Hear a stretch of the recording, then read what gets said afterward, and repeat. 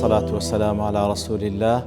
وعلى آله وصحبه ومن والاه. السلام عليكم ورحمة الله. برزان خوش حالم لبرنامج رامان بيم وخزمتان وبست رزامندي رب العالمين وهوادان اوي اج سودي لول بقرين. برزان بيكو دسنا خزمة سورة القدر. سورة القدر هندق لزانان دفن مكي هندش دلين مدنية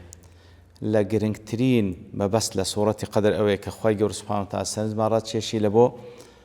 قوري ليلة القدر وقوري أو قرآني كتدا دابزية. بسم الله الرحمن الرحيم. إنا أنزلناه في ليلة القدر. رب العالمين دفرمي إيمة بجمع تعظيم دفرمي إيمة أو قرآن من دابزان ديا لليلة القدر. لليلة القدر كوا بيقمان لمعنج رمزانه بس الشيء دابزي هموي دابزي يعني سرتاكي دستي بيكر دفرمي وكزانا دفرمون دو رأي هي هندك دلين واتا لرمضان دستي بيكر إن أنزلناه في ليلة القدر ليلة القدر دستي بيكر دابزينكي هندش كجلين لليلة القدر هر هموي دابزي لبو آسمان دنيا أو جا بدري جاي بسوسي صالح بيغمبراتي أو قرآن دابزي هر دو رأي هي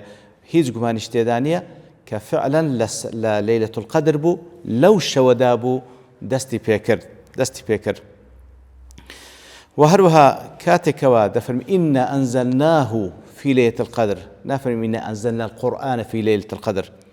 هيج قمان تداني إجماع مفسرين لسرة كواباز لقرآن إنا أنزلناه في ليلة القدر كواتا ناويكي نايني دفرمي دامان بزا إشي دابزي قرآني بيروز دابزي كواتا براستي أوج بلقي لسر عظمتي قرآني بيروز كواخوي يقول ناوي نايني تنها آماجة بابلين بضمير كيدا كاتن خوي يقول تعظيم القرآن كذا فرمي إنا إيما دامان بزار وكو لسورة الحج فرمي إنا نحن نزلنا ذكر وإنا له لحافظون. إنا خوي يقول بجمع التعظيم وصف خوي ذكر كإيما داما بزان ديا إتر كناوي شينايني واتا غني عن التعريف لو يدا ولا من ترك التعريف بكي كذا فرمي داما بزان ديا قرآن ما دا بزان ديا لا ليلة القدر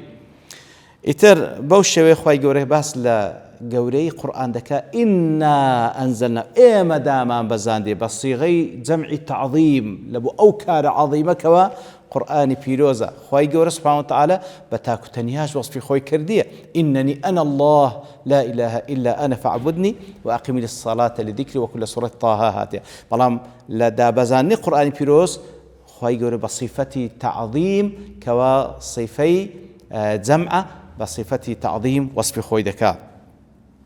ديارة وكتمان إن أنزلنا في ليلة القدر كاتب الصريحي خالد يدفعون لشودا دامان بزان أو قرآن لشودا دامان بزان لو براستي قرآن وشو مناسبة شزول نيوانيان هي بتايبتي شو نويج بقرآن لشودا زور قرنق بريزان بري دفرمي كاتك وأخوي يقولوا بوشي وصف قرآن دكاتن بو عظمتي خوي دامان بزان ديا براستي هندي سنين راشكو أو قرآن زور عظيم أصل براستي إنسان تماني خوي لخزمة القرآن صرف بكاتن وكاتش كليل دفن إنا أنزلناه في ليلة القدر وهروا على سورة الدخان دفن إنا أنزلناه في ليلة مباركة إنا أنزلناه في ليلة مباركة لشويش بركة دار كهندك وباسي ذا كان كوا شوي بازدي الشعبانة نخير وانيا ليلة مباركة هر أو شوي ليلة القدر كوا لمانجي رمضان لبرتي